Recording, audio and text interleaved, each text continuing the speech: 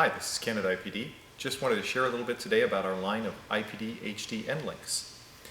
We have Endlinks now for many different cars, including front and rear for the P2 cars, rear for the newer P3 chassis, and the front ones that fit the old 850 and 70 series chassis. The primary difference between our Endlinks and standard replacement Endlinks are going to be the diameter of the shaft, the fact that we use a polished ball in the socket assembly, and that we use synthetic boots to prevent the boots from rotting and rusting out the ball and socket early.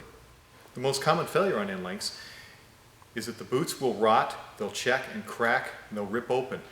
The grease that's installed in these at the factory and in the aftermarket brands typically rinses out pretty quickly, particularly when exposed to road chemicals.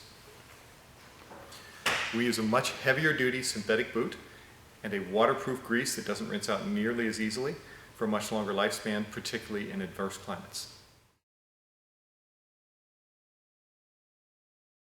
The typical failure we'll see with Endlinks on these front-wheel drive cars relates to the ball and socket assembly that's both ends.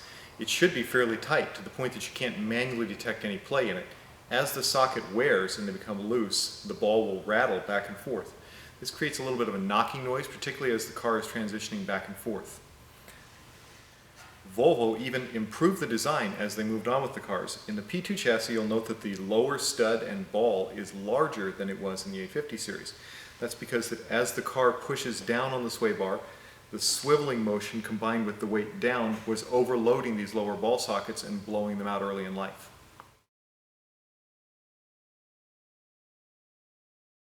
What we've done to try and alleviate the problem is we use a polished ball and socket, a larger stud, a sealed synthetic boot that lasts longer in adverse weather conditions.